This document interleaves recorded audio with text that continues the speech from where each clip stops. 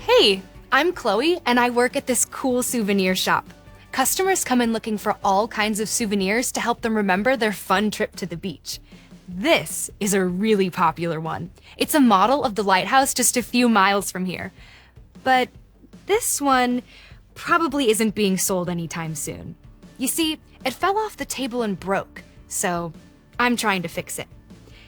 Even though I probably can't sell this one, I hope I can at least use it as a display piece. Actually, lighthouses can help us think about hope. Hope is when you believe something good can happen, even if things are hard right now. Like, if there is a ship out in the ocean on a dark and stormy night, the captain can see the light from a lighthouse and have hope that it will guide the ship safely to shore without crashing into nearby rocks. This gets me thinking. What can I do when I'm feeling worried, afraid, or unsure? I can remember that God is always with me. His presence gives me hope and reminds me that even when things are hard, I'm safe with him. Looks like I need to use some stronger glue. Come with me.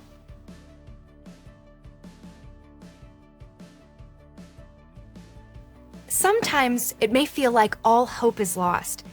Maybe you felt like nothing is going your way, and you're just not sure what to do or where to turn. One place we can always turn to is the Bible. The Bible is God's true message to us about himself, and it offers us a lot of hope for when things aren't going the way we think they should.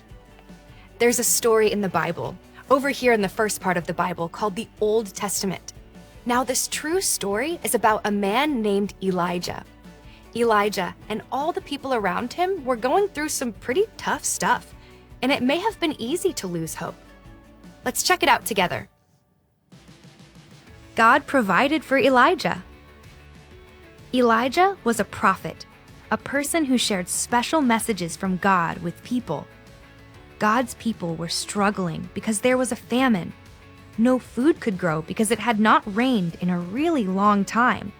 So the people were hungry and didn't have any food to eat. God told Elijah to go to a place called Zarephath, where God had a plan to provide for Elijah. When Elijah arrived, he met a widow, a woman whose husband had died. She was gathering wood for a fire. Elijah called to her and said, "Please, bring me a little water." As she went to get the water, Elijah called, "Please, bring me a piece of bread too." The widow replied, "I don't have any bread, only a little flour and a little oil in a jug. I was gathering wood so I could prepare a final bit of food for myself and my son." Okay, let's pause here for a sec. So there is this huge famine in the land, and the people were in desperate need of food. Elijah, like everyone else, needed food to survive, and God had a plan to provide for Elijah. But God's plan may not seem like it makes much sense to us. God sent Elijah to a woman and her son who were also in need. Her jars of flour and oil were practically empty. I can imagine they all felt pretty hopeless. Let's see what came next. Then Elijah said, "Don't be afraid. Go and do as you planned, but first make me a small loaf of bread. Afterward, you can make some bread for you and your son. The Lord has said that you will not run out of flour and oil until the Lord brings rain again."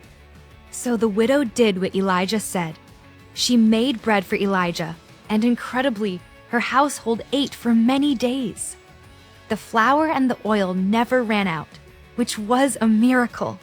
Elijah, the widow, and her family had hope because God provided for them. This is amazing! Because of the famine, the woman and her son had very little food left, just enough for one last small meal, and she definitely didn't have enough for Elijah too. She had lost all hope that they would survive.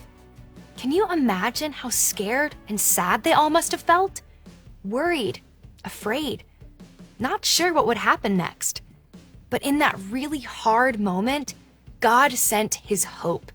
He showed his kindness and love by providing for Elijah's needs and the needs of the woman and her son, even when things looked hopeless. Maybe you felt kind of hopeless too. We might not be without food, but we still go through hard things, like feeling alone, getting bad news, or not knowing what to do. And just like Elijah and the widow, we can start to feel hopeless inside. But here's the good news. God sees us. He cares, and He gives us hope. You see, without God, we are all stuck in something called brokenness. Brokenness is a result of our sin, and sin is when we choose to do what we think is best instead of following what God says is best. Because of our sin, we are all broken people, and we can't fix that brokenness on our own. Even our world is broken, and not at all like God planned when He made everything. That's why we see and experience hard things in our world. It's not how God designed it to be. But that doesn't mean we can't have hope. You see, the amazing news is that God cares so much about us that He sent His Son, Jesus, into the world to rescue us from the brokenness and hopelessness of our sin. In fact, Jesus came to restore our hope and help us look to God when we feel worried, afraid, or unsure. See, Jesus came to live a life without any sin, and then He died on a cross and came back to life. But why? So that we could be forgiven of our sins and have a relationship with God when we believe and trust in Jesus.